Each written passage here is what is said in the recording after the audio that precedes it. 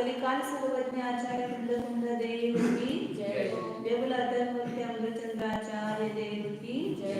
जय बोला आचार्य जयसेन देव की जय। जय बोला चार चक्रवर्ती आचार्य शांति सागर जी महाराज की जय। जय बोला प्रातः स्मरण गुरुदेव समंत भद्रमुनि महाराज की जय। जय बोलो आचार्य प्रवराधिक्षा सुंदर सागर जी महाराज की जय। जय बोलो मोहम्मद इच्छा गुरु वत्सल सिंधु आचार्य सुरेश सागर जी महाराज की जय। जय बोला परम पूज्य सुरेश सागर जी महाराज की जय। जय बोला हरेका जितमती माता जी की श्री कुंद आचार्य जी प्रवचन सार परमागम में। इसमें अपन 12वीं गाथा नहीं 12वीं गाथा देख रहे थे। प्रकरण चल रहा था कि चारित्र वही आश्रय करने योग्य है। चारित्र को मैं प्राप्त करता वैसे आचार्य ने प्रतिज्ञा की है और उस चारित्र का स्वरूप बता करके अब उसमें से शुद्ध उपयोग में प्रवृत्ति कराने के लिए अशुभ उपयोग और अशुभ उपयोग को छुड़ाने के लिए उसको हेय बताने के लिए उसका फल दिखा है। 11वीं गाथा में शुद्ध उपयोग और शुभ उपयोग का फल बताया। शुद्ध उपयोग का फल निर्वाण सुख और शुभ उपयोग का फल स्वर्ग सुख और अशुभ उपयोग का फल क्या है वो 12वीं गाथा में कल्पने गाथा के माध्यम से देखा था। एक बार गाथा पढ़ते हैं फिर टीका पढ़ेंगे। अशुभोदयेन नादा पुनरोतिरियो भवीयणेयो दुःखसहस्रे सदा अविद्युतो अमर्याचन्तम्। टीका पढ़ करके हम खुलासा करेंगे। सरल है। 12 नंबर की गाथा थी अमृतचंद्राचार्य की। यदा अयम आत्मा मनागपि धर्माने परिणतिम अनासादयन अशुभ उपयोग परिणतिम आलम्बते तदा को मनुष्य क्रिया में नारक भ्रमण रूपम दुख सहस्त्र बंधम अनुभवति। यदा जब अयम आत्मा यह आत्मा मनागपि थोड़ा भी जिसको धर्म परिणति अनासादयन धर्म परिणति को प्राप्त न करते हुए मतलब बताया था कि शुभ उपयोग के लिए तो धर्म परिणति का संगति रहती है मतलब धर्म के साथ में शुभ उपयोग रह सकता है। लेकिन जिसको चारित्र परिणाम का संपर्क भी नहीं है ऐसा अशुभ परिणाम अशुभ परिणाम के लिए धर्म का स्पर्श भी नहीं होता तो धर्म से रहित होता है अशुभ उपयोग जो है। इसलिए चौथे पांचवें छठे गुण स्थान में भी मुख्यतः से शुभ उपयोग भी बताया ना। शुभ उपयोग गौण की ओर जाएगा तो अशुभ उपयोग पर समझो ज्ञानी के जीवन में भी कभी अशुभ उपयोग दिखाई देता है लेकिन उस अशुभ उपयोग पर धर्म का आरोप नहीं आएगा। शुभ उपयोग पर धर्म का आरोप आता है क्योंकि चतुर्थ गुण स्थान में देखते हैं अपन सम्यक होने के बाद भी पूर्णतः शुभ उपयोग नहीं रहता है। वह अशुभ उपयोग में आता है ना कभी उसको आर्तर उत्तर ध्यान भी होता है इष्ट वियोग अनिष्ट संयोग कभी धंधे में कोई नुकसान होता है पुत्र आदि की प्राप्ति होती है तो आनंद हर्ष होता है। तो इस प्रकार उसके जीवन में भी अपना आर्तर उत्तर ध्यान देखते हैं तो वो अशुभ परिणाम ही है ना। फिर भी उस अशुभ परिणाम पर धर्म का आरोप नहीं आता है क्योंकि वह अशुभ उपयोग धर्म के लिए सहायभूत नहीं है। शुभ उपयोग शुद्ध उपयोग में जाने के लिए साधन है लेकिन अशुभ उपयोग साधन नहीं। अशुभ उपयोग को छोड़कर जब शुभ उपयोग में आता है तभी शुद्ध उपयोग में जा पाता है इसलिए उसके ऊपर आरोप नहीं आता है। तो भले ही इसलिए यह अशुभ उपयोग लिया है कि जिसमें धर्म का संपर्क भी नहीं है मतलब धर्म से रहित है ऐसा जो अशुभ उपयोग है वह मनागपि शब्द के ना मना को थोड़ा सा भी जैसे कोई अपन सब्जी वगैरह बनाते हैं या अचार बनाते हैं वो खत्म होने के बाद थोड़ा सा लगा रहता है बर्तन को वो थोड़ा सा तो रहता है तो ऐसा थोड़ा भी उसमें भी आता है ना अच्छा डाला में दूसरे थाल में लास्ट का है सब चारित्र में हाँ मतलब उसमें थोड़ा भी लाग ऐसा शब्द आया उसमें मतलब जैसे हिंग है, वो खत्म होने के बाद भी उस बॉटल को या उस बर्तन को उसका वास लगा रहता है, तो उतना भी नहीं चाहिए, ऐसा कहने का तात्पर्य। तो ऐसा अशुभ परिणाम के लिए थोड़ा भी धर्म परिणति को वो प्राप्त नहीं है। ऐसा जो अशुभ उपयोग परिणति है उसका यह आत्मा अवलंबन लेता है, तब क्या करता है, सब यह आत्मा पर ही घटित किया है आचार्य ने, दूसरे आत्मा पर नहीं। यह आत्मा, इस आत्मा ने भी अशुभ उपयोग परिणति बहुत सारे किए हैं ना पहले, तो उस अशुभ उपयोग परिणति का क्या क्या फल भोगा है, तो कुमनुष्य, तिर्यक, नारक भ्रमण रूपम, कल बताया था पद। कुमनुष्य मतलब लब्ध पराप्तक मनुष्य, या कुभोग भूमि में मनुष्य उत्पन्न होना, या आर्यखंड में भी उत्पन्न, मतलब यहाँ कर्मभूमि में भी पैदा होता है तो म्लेच्छ खंड में पैदा होना, या जाति से जो म्लेच्छ है उनमें पैदा होना, ये सब कुमनुष्य है। तो वैसे कुमनुष्य में जन्म क्यों हुआ, तो अशुभोपयोग परिणति को नहीं छोड़ा, उस अशुभोपयोग परिणति का यह फल है। तिर्यंच गति में उत्पन्न होना, तिर्यंचों का दुख भोगना, और नारक भ्रमण रूपम दुख, नरक गति में भ्रमण करने रूप जो हजारों दुख है, दुख सहस्र बंधम अनुभवती। इस जीव ने इस अशुभ उपयोग परिणाम के फलस्वरूप हजारों दुख बंधों का अनुभव किया है और करता है। अभी भी नहीं छोड़ेगा तो एकेंद्रिय, विकलत्र, ये सब पर्याय किस कारण से मिलती है, ये भी सब अशुभ उपयोग का ही फल है। आज अपन देखते हैं वो कीड़े एक जगह कितने उत्पन्न हुए, किसी का पाँव गिर गया तो सब के सब देवलोक को चले जाते हैं, मतलब मरण को प्राप्त होते हैं। ऐसे कितने विकलत्र पर्याय हैं, क्या सुख है उसमें, देखो उनको क्या कर रहे हैं, चींटी आदि इधर उधर घूम रहे खाली अपने भक्ष्य को खोजने के लिए। उस पर्याय में कुछ भी अपना आत्मा का हित नहीं कर सकते, कुछ भी सुख का अनुभव नहीं करते, लौकिक सुख भी वहाँ नहीं है, पारमार्थिक सुख तो दूर।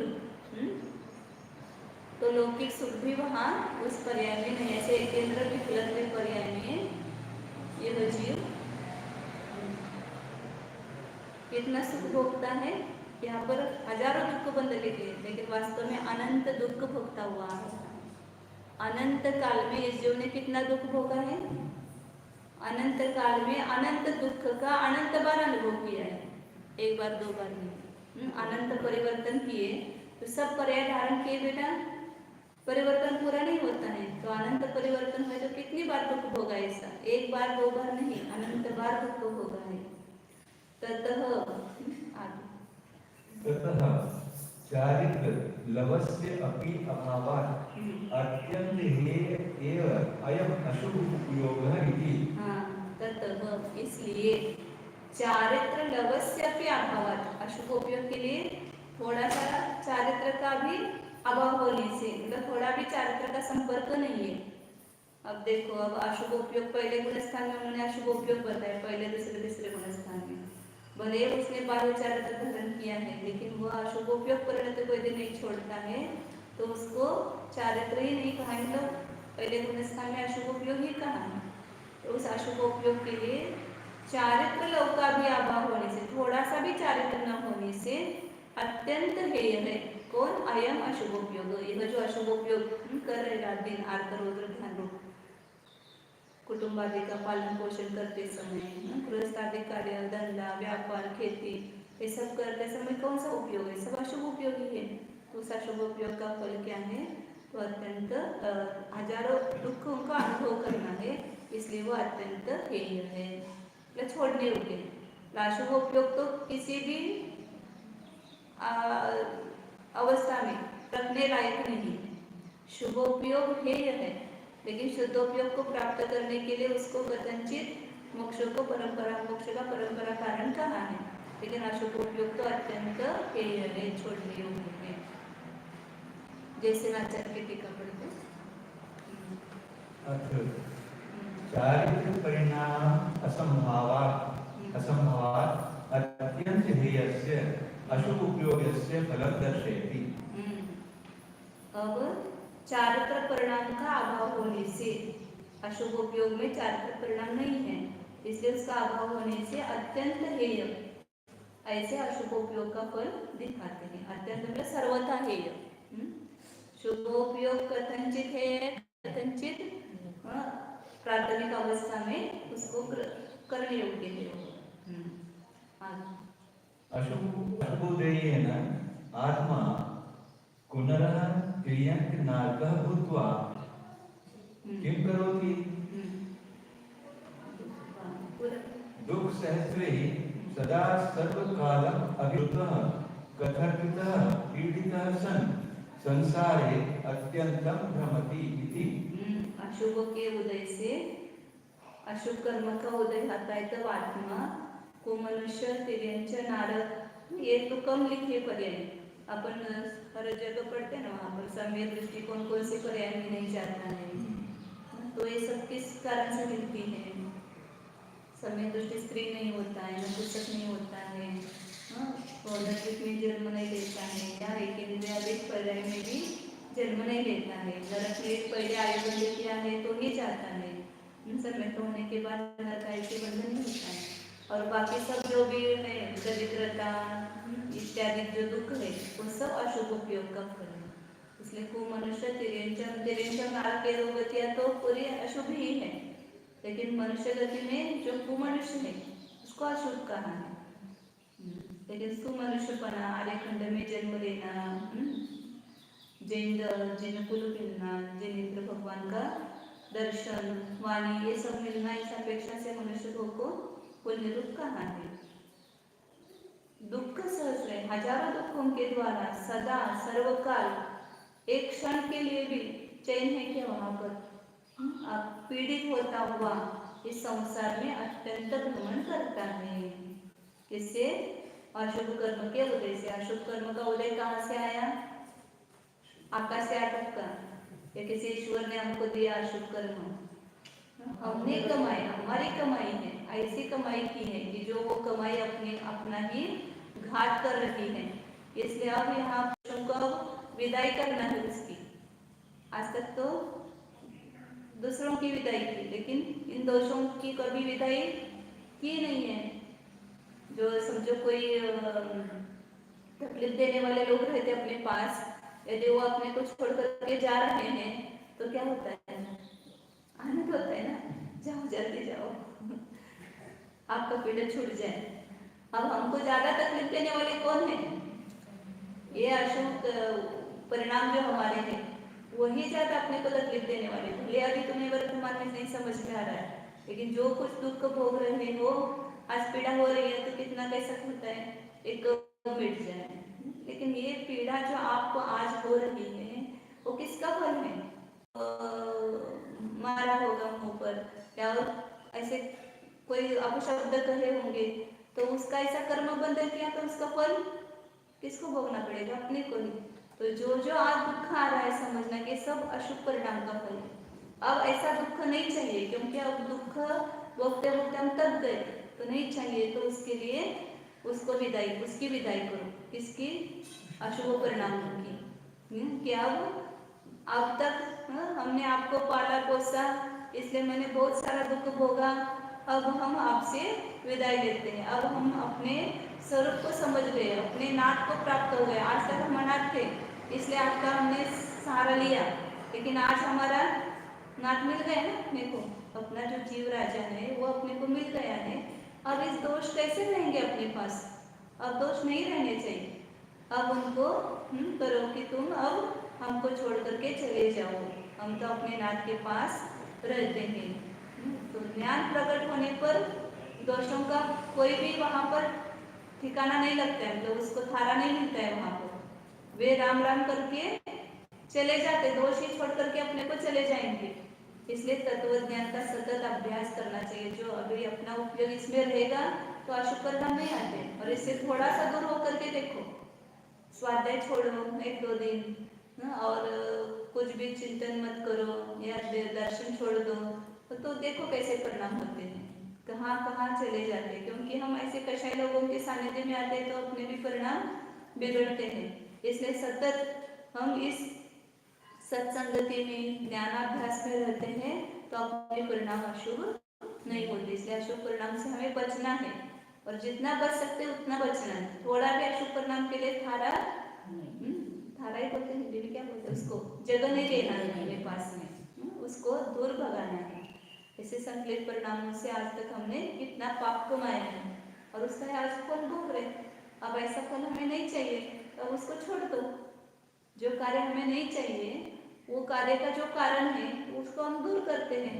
तो जो आज हमें दुख मिल रहा है वो अशुभ परिणाम का फल है, इसलिए अशुभ परिणाम को अत्यंत हेय समझे और उसको पूर्णतः छोड़ दो। संयम धारण किया कि पूर्ण अशुभ परिणामों का त्याग हो गया, न आरंभ करना पड़ेगा न कोई परिग्रह रखना है, क्योंकि आरंभ और परिग्रह के निमित्त से तो ज्यादा अशुभ परिणाम होते हैं।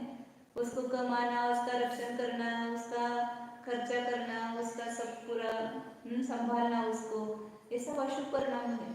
इसलिए सबका त्याग करके संयम का अवलंबन करेंगे तो अपने आप अशुभ परिणामों का त्याग हो जाता है।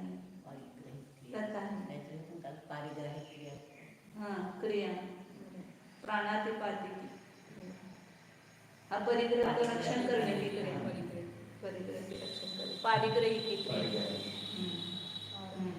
तथा ही निर्विकार शुद्धात्म तत्व रुचि रूप निश्चय सम्यक्तस्य तत्र एव शुद्धात्मनि अविक्षिप्त चित्तवृत्ति रूप निश्चय चारित्रस्य च विलक्षणेन विपरीत अभिनिवेश जनकेन दृष्ट श्रुत अनुभूत पंचेंद्रिय विषय अभिलाष तीव्र संक्लेश रूपेण च अशुभ उपयोगेन यद उपार्जितम पाप कर्म तद उदयेन अयम आत्मा सहज शुद्ध आत्मानंद एक लक्षण पारमार्थिक सुख विपरीतेन दुखेन दुखित सन स्वस्वभाव भावना अच्युत भूत्वा भावना च्युत भूत्वा संसारे अत्यंतम भ्रमति इति तात्पर्यार्थ। एक अशुभ उपयोग को समझाने के लिए कितना लंबा चौड़ा उसका विशेषण बताया। मतलब ये समझ में आना, प्रत्येक भाव किस प्रकार का है वो समझ में आना चाहिए। तो अशुभ उपयोग कैसा है वो बता रहे हैं यहाँ पर। निर्विकार शुद्धात्म तत्व रुचि रूप निश्चय सम्यक्त्वस्य। निश्चय सम्यक्त्व क्या है? निर्विकार, रागादि विकारी भाव से रहित ऐसे शुद्धात्म तत्व की रुचि होना। ये निश्चय सम्यक्त्व हुए बिना समय दृष्टि है ही नहीं है। चतुर्थ गुण स्थान में भी जो समय दृष्टि है उसको अपने निज शुद्धात्म तत्व की रुचि होती है, उसको एक उपादेय मानता है क्योंकि उसको उसने जाना है। तो इसलिए निश्चय सम्यक्त्व का और उसी प्रकार शुद्धात्मनि अविक्षिप्त चित्तवृत्ति रूप निश्चय चारित्रस्य। निश्चय सम्यक्त्व के साथ निश्चय सम्यक ज्ञान भी है और उसी प्रकार उसी शुद्धात्मा में अविक्षिप्त चित्तवृत्ति। विक्षेप मतलब क्या होता है? राग द्वेष उत्पन्न होना ही विक्षेप है। किसी ने कुछ कहा तुरंत क्या होता है? द्वेष उत्पन्न होता है। किसी ने स्तुति की तुरंत राग, ये सब विक्षेप है। इसलिए ना अविक्षिप्तम उसमें समाधि शतक में आता है कि विक्षेप किसको होता है? अविक्षिप्तम मनस्तत्वम विक्षिप्तम भ्रांतिरात्मना नहीं, बीच में बोलते तो आता नहीं। तो अविक्षेप मतलब विक्षेप से रहित होना। विक्षेप से रहित होकर के चित्त वृत्ति किसमें रहना? शुद्ध आत्मा में, अपनी शुद्ध आत्मा में विक्षेप से रहित, राग द्वेष मोह आदि परिणाम से रहित ऐसे मन की वृत्ति का निश्चय होना, वही निश्चय चारित्र है। और इस निश्चय सम्यक और निश्चय चारित्र का विलक्षण होने से अशुभ उपयोग जो है वो इस निश्चय सम्यक और निश्चय चारित्र से अत्यंत भिन्न है। ये मतलब अशुभ उपयोग को बताने के लिए दूसरी उसकी बाजू मतलब दूसरा पक्ष बताया उसका। निश्चय चारित्र के विरोधी है वह अशुभ उपयोग। विपरीत अभिनिवेश जनकेन, केवल उसका विरोधी ऐसा नहीं, वो विपरीत अभिप्राय को उत्पन्न करने वाला है। इसलिए और कैसा है अशुभ उपयोग? दृष्ट श्रुत अनुभूत पंचेंद्रिय विषयाभिलाष तीव्र संक्लेश रूपेण। कोई किसी को मारता है, गाली देता है तो पाप लगता है।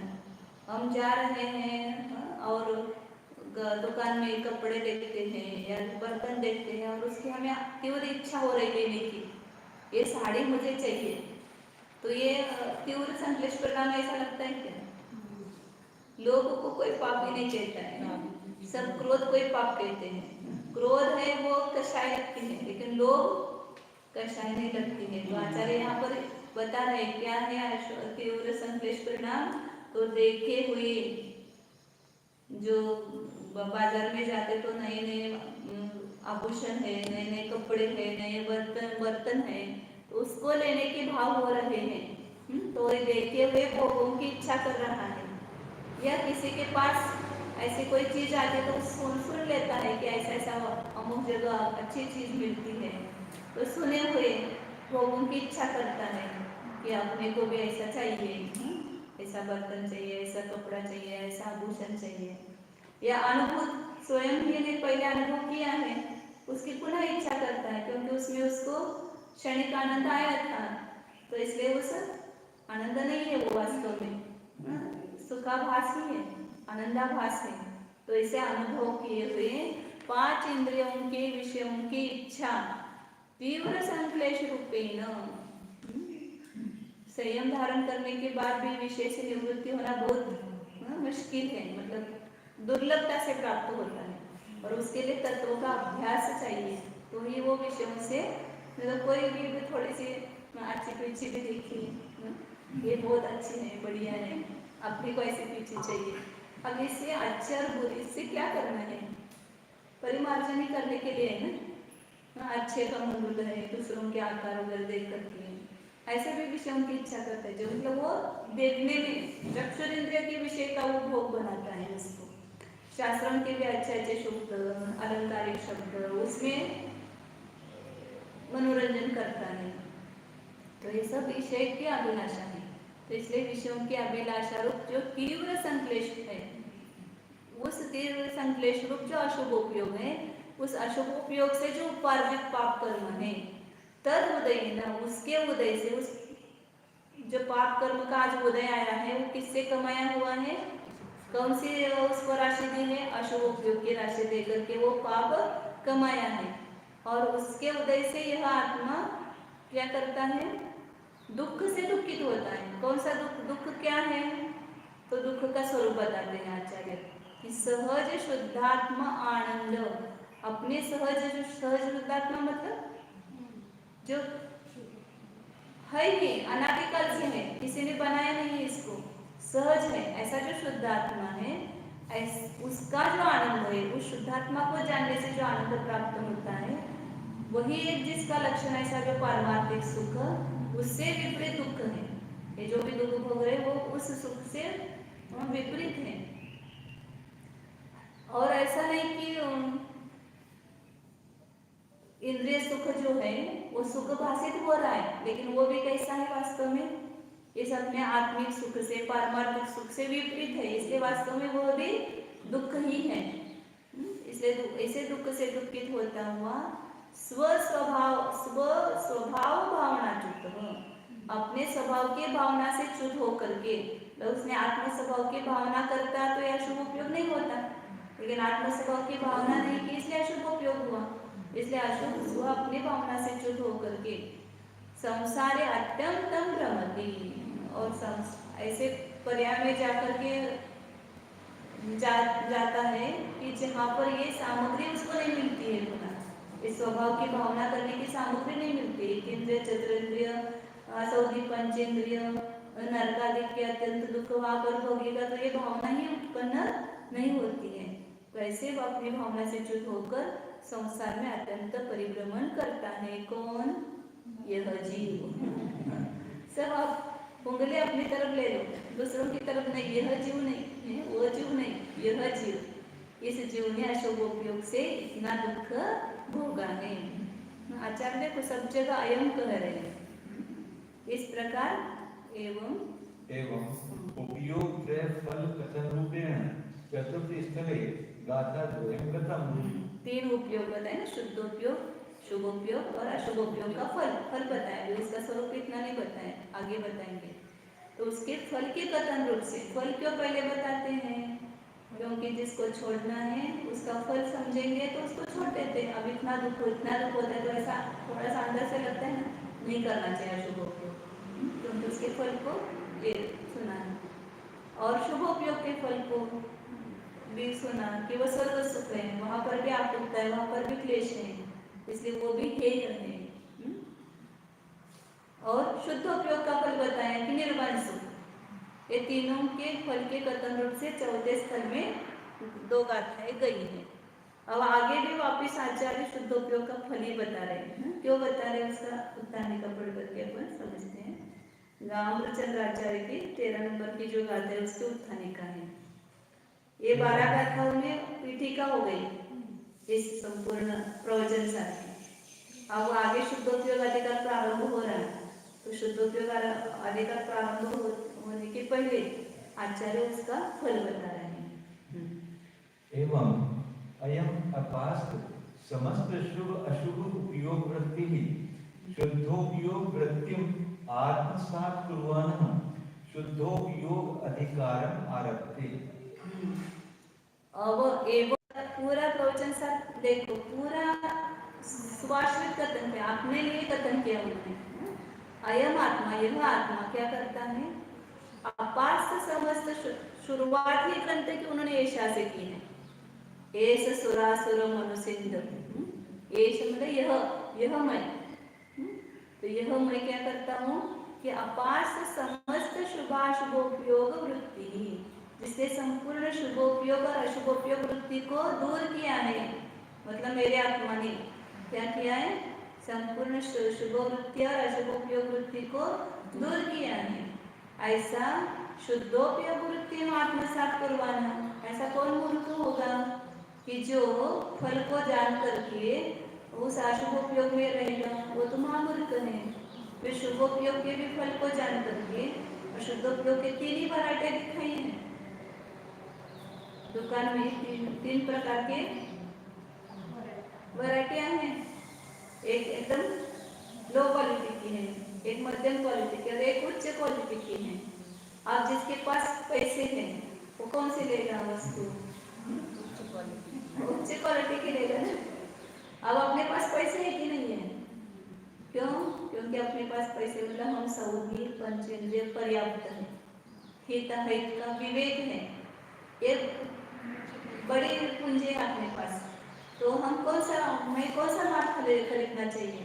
तो आचार्य कहते हैं शुद्धोपयोग वृत्ति, मैंने तो शुद्ध शुभोपयोग और अशुभोपयोग वृत्ति को छोड़ दिया है और शुद्धोपयोग वृत्ति को आत्मसात करता हूँ।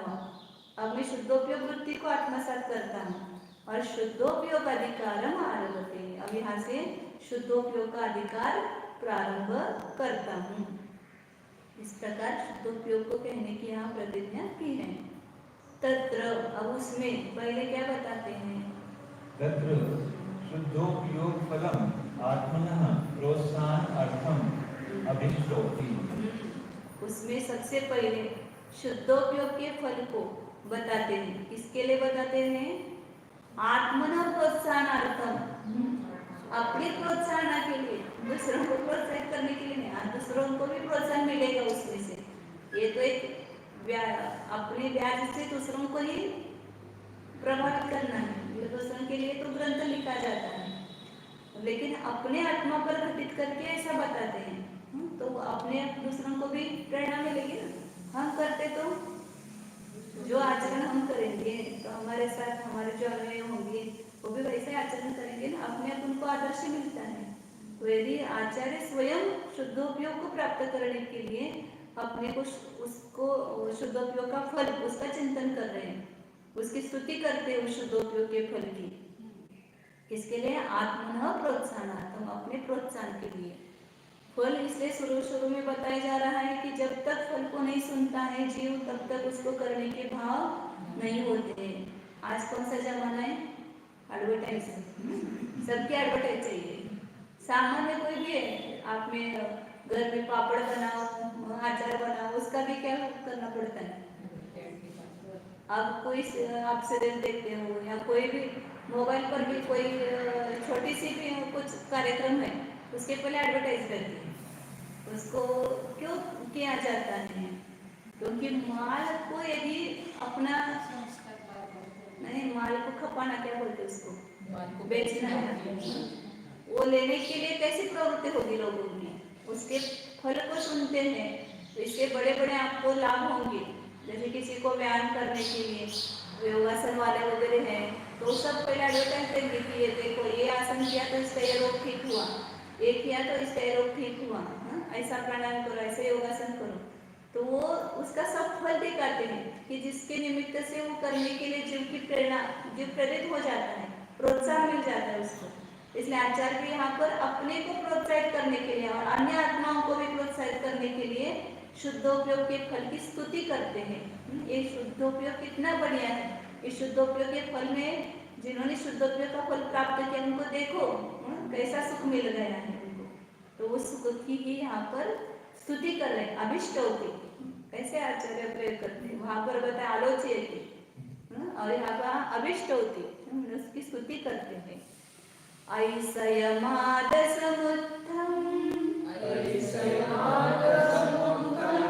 विषयातीदम् अणवमनन्तम्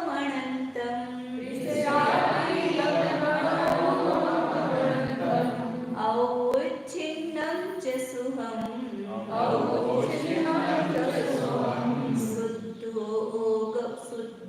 शुद्ध नहीं है क्या उसमें? इसमें है और नहीं दूसरे पुस्तक में देखना पड़ेगा। शुद्धोगप्प सिद्धम ऐसा याद है उनको। शुद्धोगप्प सिद्धाणम् इसमें देखा शुद्धोगप्प जैसे ना चलेगी तो शुद्धोगप्प चाहिए। शुद्धो है शुद्धोगप्प सिद्धाणम् ऐसयमादसमुत्तमं विषयातीतं अनोपमानन्दम् औच्छिन्नं च सुखं शुद्धोगप्प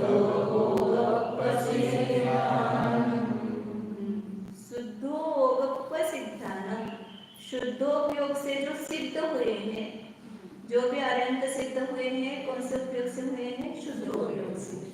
और शुद्धोपयोग का अर्थ पहले बताया था कि शुद्ध आत्मा को जान करके उस शुद्ध आत्मा में लीनता रूप परिणाम है, वही शुद्धोपयोग रूप परिणाम है और इस शुद्धोपयोग से ही सिद्ध हुए हैं।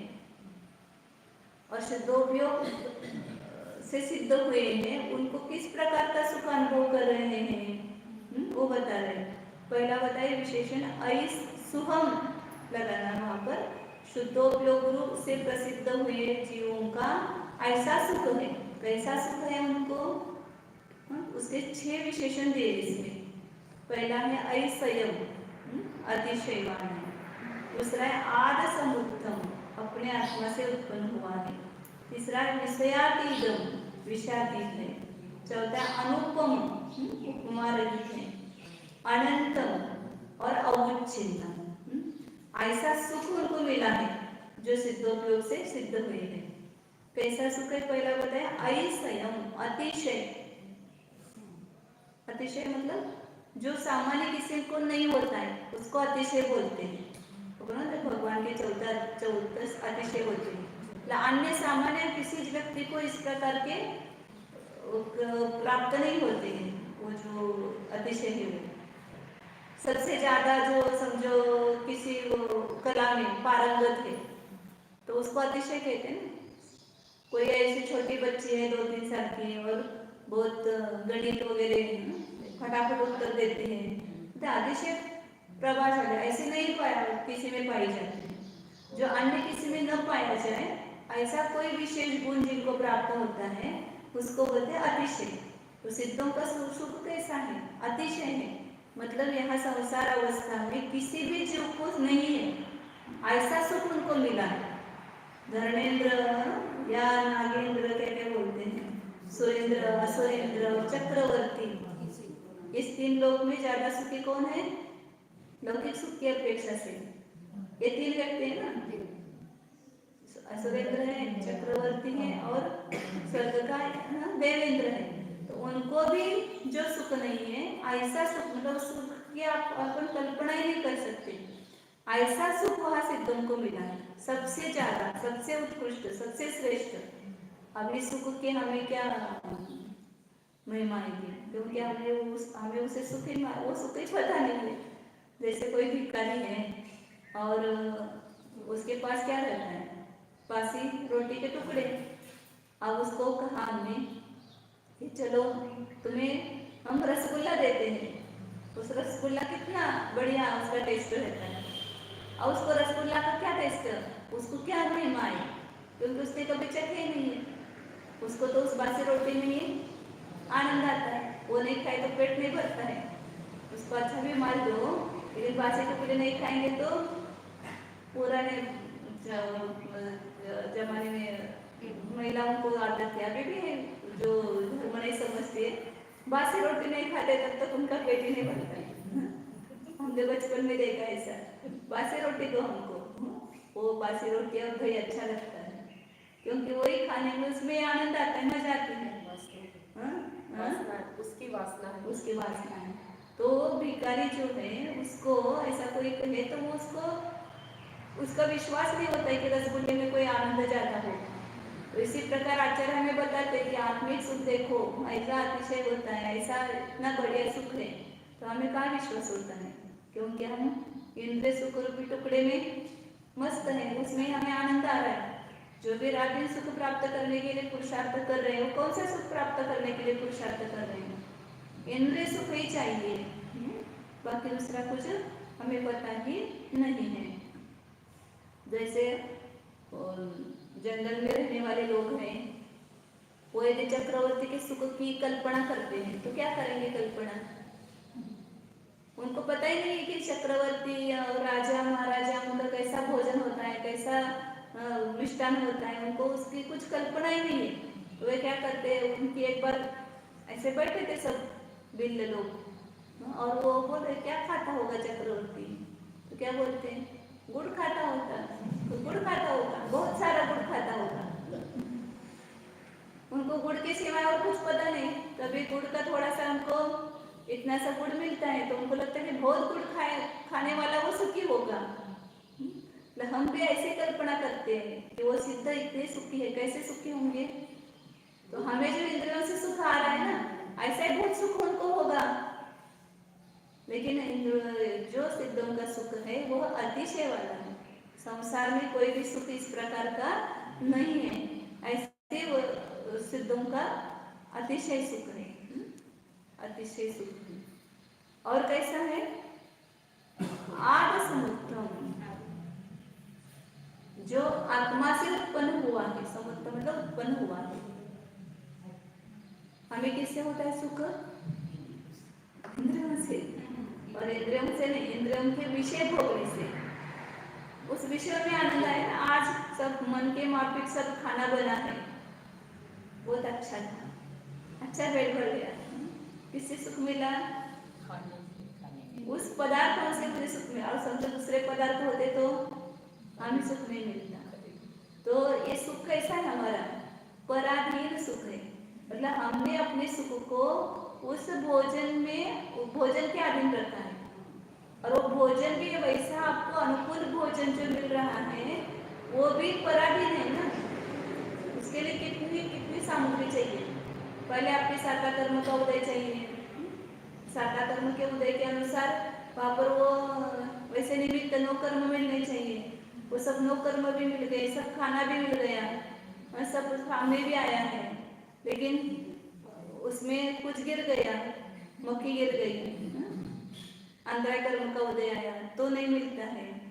और समझो कि वो भोजन भी सब अच्छा है, लेकिन आपको कुछ तकलीफ हो रही है, गले में दर्द हो रहा है, तो भी आप उसका सेवन नहीं कर सकते हो।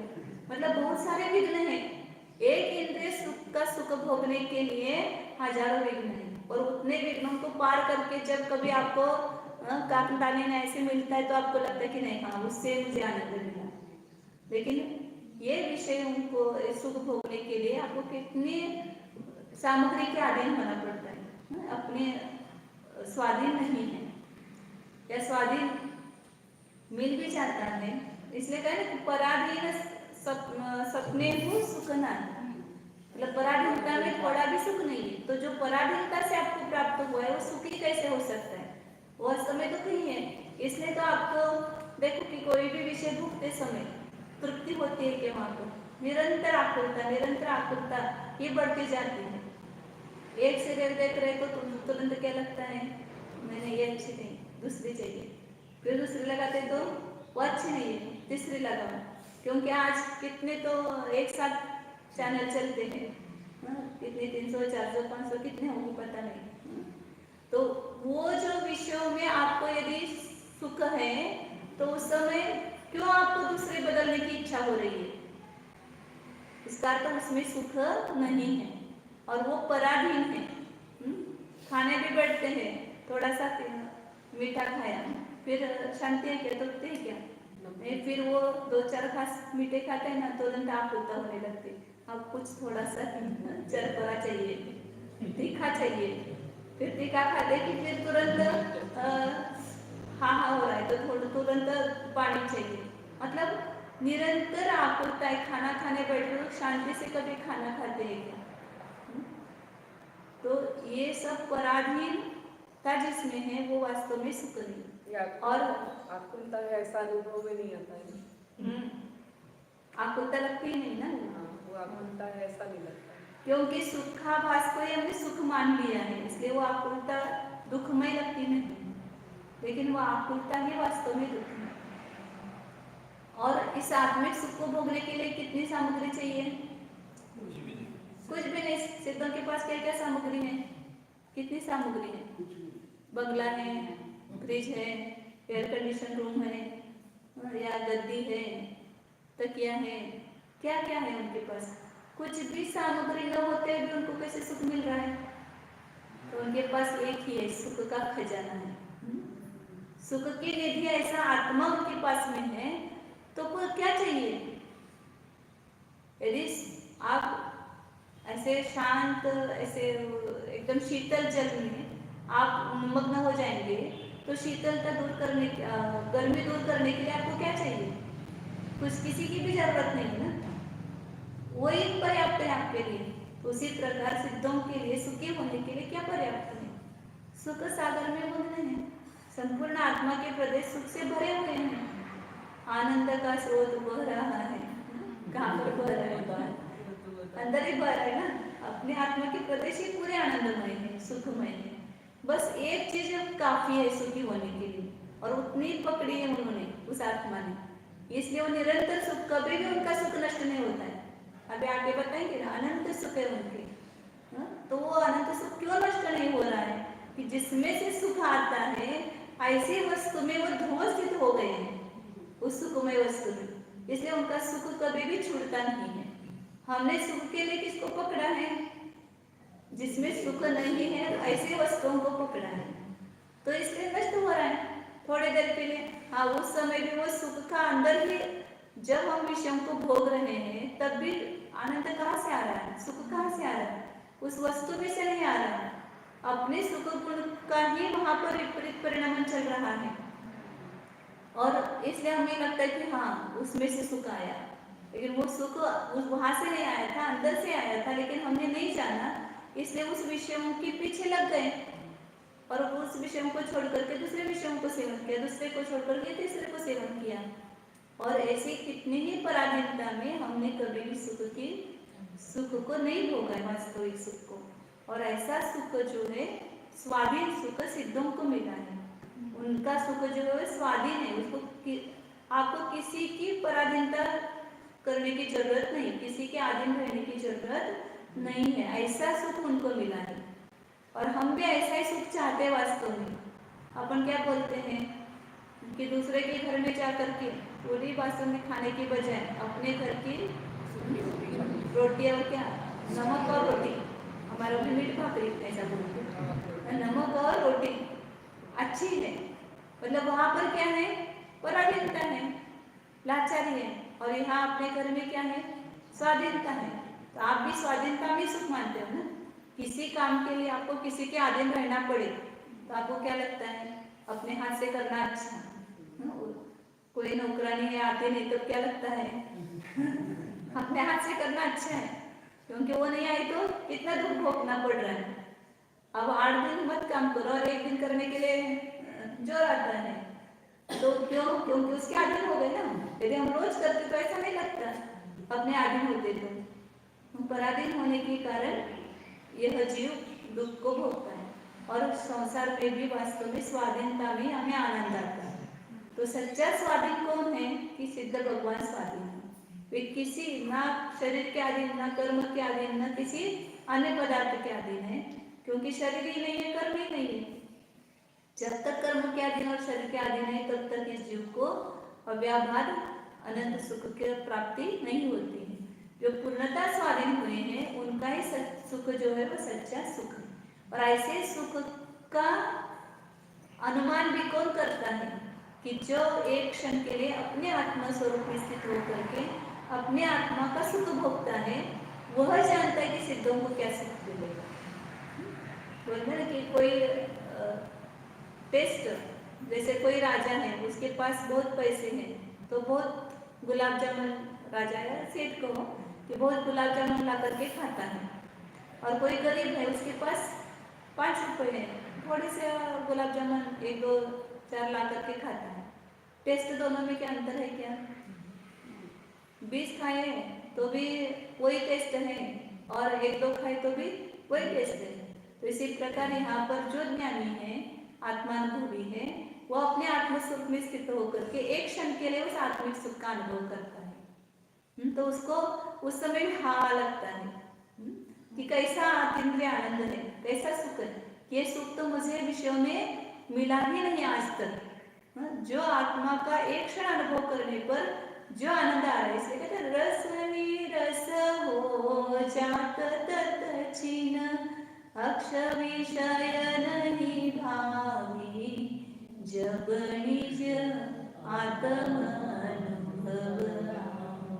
जब आत्मा का अनुभव आता है तो ये सब रस निरस लगने लगते, कितना भी मिष्टान हो तो उसमें आनंद नहीं दिखता है।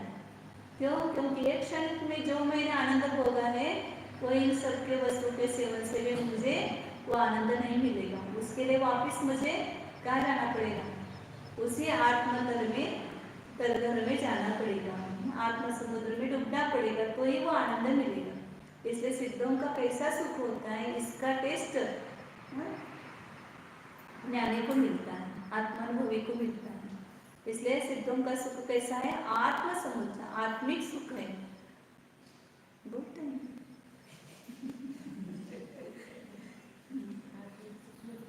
और कैसा सुख है वो आगे देखते हैं।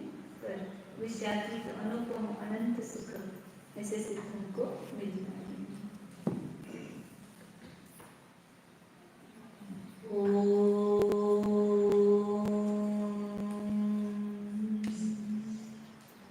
जानिए यह मैं शुद्ध चैतन्यमय जीव हूँ।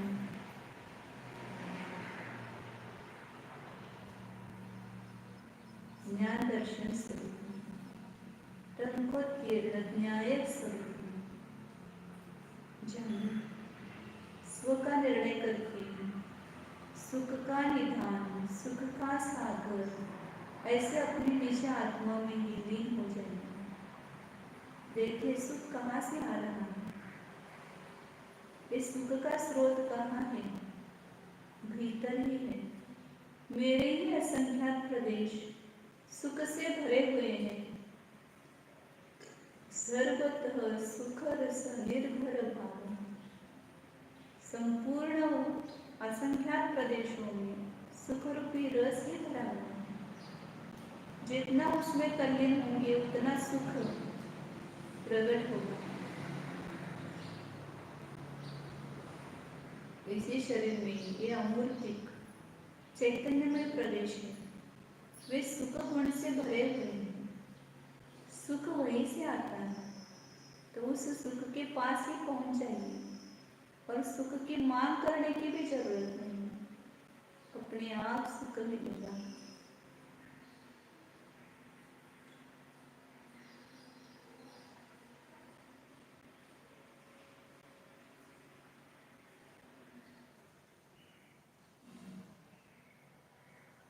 सुख सागर स्वरूप